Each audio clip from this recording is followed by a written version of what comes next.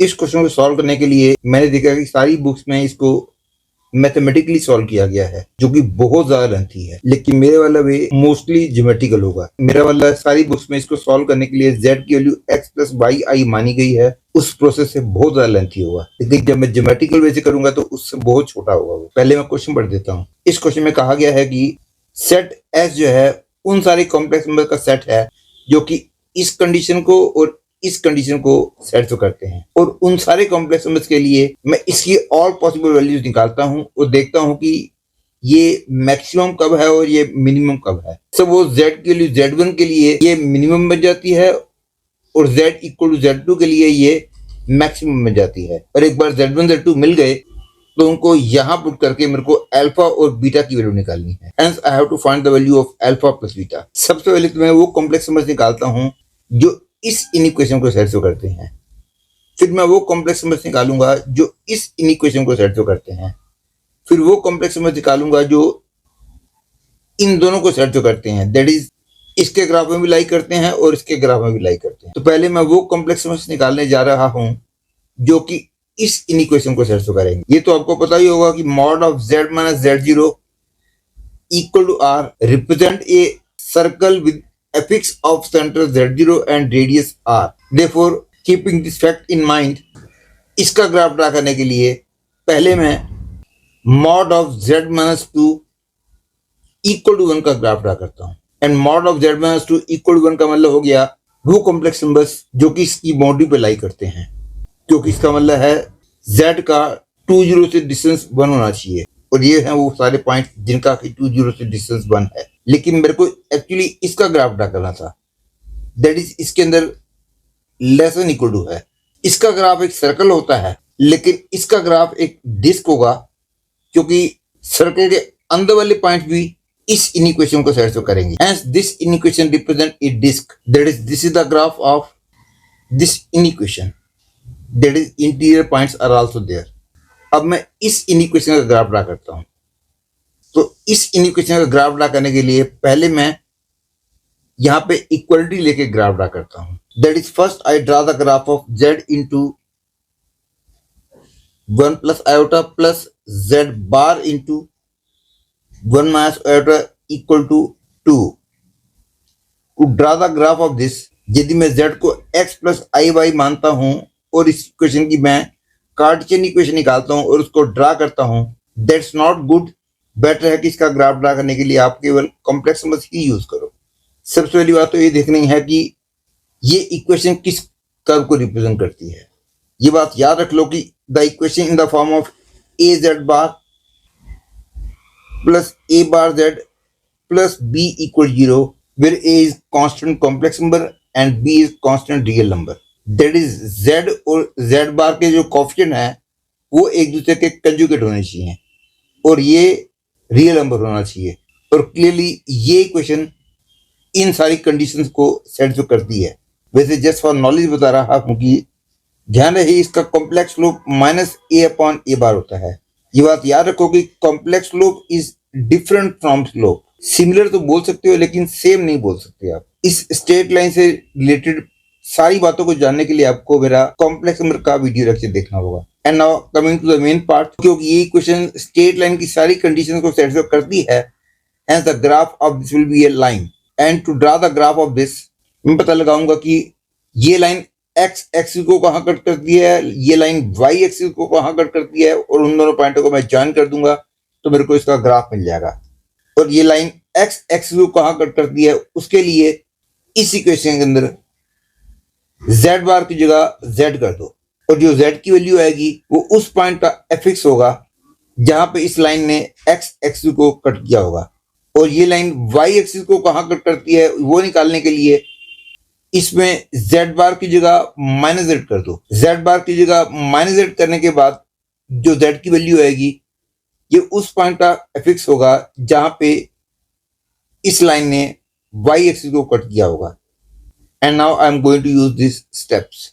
जैसा कि मैंने बताया था कि to find the point where this line cuts axis, तो I get z into 1 plus iota minus z into 1 minus iota equal to 2, that is z into 2 iota equal to 2, that is z is equal to minus I. And to find the point where the line cuts x axis, इसके लिए z बार की जगह मैं z कर देता हूँ. I will get z into 1 plus I plus z into 1 minus I equal to 2, that is z की value आ गई 1. Therefore the graph of this will be this line. Clearly इसने x एक्सिस को 1 0 पे cut किया है और y axis को 0,-1 पे कट किया है. लेकिन एक्चुअल में तो हमने इस इनइक्वेशन का ग्राफ ड्रा करना था, और क्योंकि इनइक्वेशन में आप जानते हो कि शेडेड रीजन भी आता है. अब देखना होगा कि शेडिंग इस तरफ आएगी कि इस तरफ आएगी. इसके लिए आपको पता होगा कि most convenient point is origin. यदि ओरिजिन ने इसको सेटिस्फाई कर दिया तो शेडिंग ओरिजिन की तरफ आएगी. ओरिजिन ने सेटिस्फाई ना किया तो शेडिंग ओरिजिन के दूसरी तरफ आ जाएगी. और क्लियरली ओरिजिन इसको सेटिस्फाई कर रहा है, क्योंकि z की वैल्यू 0 + 0 आइटा रखता हूं तो ये बन जाता है 0 0 is less than 2. This is true. तो ओरिजिन जिस तरफ होगा शेडिंग उस तरफ आएगी.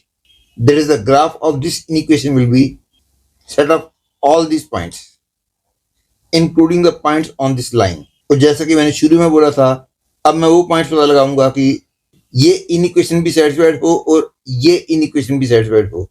मतलब कि मैं वो पॉइंट्स पता लगाऊंगा जो इसके शेडेड रीजन में भी हो और इनके भी शेडेड रीजन में हो. तो इसके लिए मैं दोनों के ग्राफ को एक ही प्लेन में ड्रा करता हूं. Clearly this is the set of points which satisfy this condition and this condition both. क्योंकि ये वाले पॉइंट्स सर्कल के अंदर भी लाई करते हैं और लाइन के लेफ्ट साइड में भी लाई करते हैं. That is this is the set of points belonging to the set S. अब मेरा नेक्स्ट टारगेट है जो कॉम्प्लेक्स नंबर इस सेट S को बिलोंग करते हैं, उनमें से हर एक कॉम्प्लेक्स नंबर को मैं यहां पुट करके इसकी ऑल पॉसिबल वैल्यूज निकालूं और उनमें से फिर वो कॉम्प्लेक्स नंबर पता लगाऊं जिसके लिए इसकी वैल्यू मिनिमम और मैक्सिमम बन जाती है. Obviously, this represents the distance of z from 4 iota. 4 iota is somewhere here. There is मेरे को पता लगाना है कि इन सारे पॉइंटों में से वो कौन सा पॉइंट होगा जो इसके सबसे करीब है और वो कौन सा पॉइंट होगा जो इसके सबसे दूर है. सबसे दूर वाला पॉइंट तो ऑब्वियसली या तो ए पे होगा या फिर बी पे होगा. And maximum value of this will be either this length और दिस लेंथ. AC और BC में से यदि AC बड़ा हुआ then the affix of the point A will be Z1. Z1 निकालने के लिए मेरे को ये दोनों डिस्टेंस निकालने होंगे. तो पहले ये पता लगाना होगा कि इनमें से कौन सा बड़ा है, क्योंकि ये वाला पॉइंट तो 1 0 है. आपने देखा था कि सर्कल जो है इस पॉइंट से होकर जा रहा था और लाइन भी इस पॉइंट से होकर जा रही थी. अब मेरे को इस पॉइंट का एफिक्स चाहिए. इस पॉइंट का एफिक्स निकालने के लिए ऐसा मेरे को करने की जरूरत नहीं है कि सर्कल की इक्वेशन को लाइन की इक्वेशन को साइमल्टेनियसली सॉल्व करूं तो A और B पॉइंट के एफिक्स निकल जाएंगे. The better way of finding the affix of B, आप इस बात पे ध्यान दो कि ये लेंथ 1 है और ये लेंथ भी 1 है. मतलब ये एंगल जो है 45 डिग्री हो जाएगा. मतलब ये वाला एंगल भी 45 डिग्री हो गया. तो क्योंकि ये लेंथ 1 है ये लेंथ 1 है तो इसलिए एंगल 90 हो जाएगा. इसलिए B पॉइंट E पॉइंट के जस्ट ऊपर होगा. मतलब कि B पॉइंट का एफिक्स जो हो जाएगा that will be 2,1. That is 2 + iota. अब मैं AC और BC आसानी से निकाल सकता हूं. The length AC will be clearly √1² + 4² that is √17. And the length BC will be √2² + 3² that is √13. तो क्योंकि AC की लेंथ ज्यादा है इसलिए A पॉइंट का फिक्स Z2 हो जाएगा. That is I get Z2 = 1 + 0 iota. Clearly D point C से सबसे करीब है और D पॉइंट निकालने के लिए मैं इस कॉन्सेप्ट को यूज करूंगा कि सपोज ये एक सर्कल है और एक पॉइंट है और हमने सर्कल का वो पॉइंट पता लगाना है जो H के सबसे करीब हो. तो पॉइंट H को सेंटर से ज्वाइन कर दो. जहां पे लाइन ने कट किया होगा that is this point, that point will be nearest to it. और यदि मैक्सिमम डिस्टेंस वाला पॉइंट निकालना हो तो अगेन इसको सेंटर से ज्वाइन कर दो और आगे एक्सटेंड कर दो. इस पॉइंट के लिए डिस्टेंस फ्रॉम दिस पॉइंट सबसे ज्यादा हो जाएगा. इसीलिए मैंने एक लाइन ड्रा की है जो कि 20 और 04 से होकर जा रही है। और अब डी पॉइंट का एफएक्स निकालने के लिए मैं सेक्शन फॉर्मूला यूज करूंगा, क्योंकि ये वाला पॉइंट 20 है, ये वाला पॉइंट 04 है, ये डिस्टेंस 1 है, तो ये डिस्टेंस इजीली कैलकुलेट किया जा सकता है, क्योंकि ये पूरा लेंथ जो है वो 2√5 है। ध्यान रहे, ये लेंथ 2 है और ये लेंथ 4 है, तो ये लेंथ 2√5 हो गई। तो इतनी लेंथ जो है वो 2√5 - 1 है, इतनी लेंथ जो है वो 1 है। अब ये वाला पॉइंट भी पता है, ये वाला पॉइंट भी पता है, ये लेंथ और ये लेंथ भी पता है मेरे को। तो इस पॉइंट का एफएक्स निकालने के लिए मैं सेक्शन फॉर्मूला यूज कर सकता हूँ।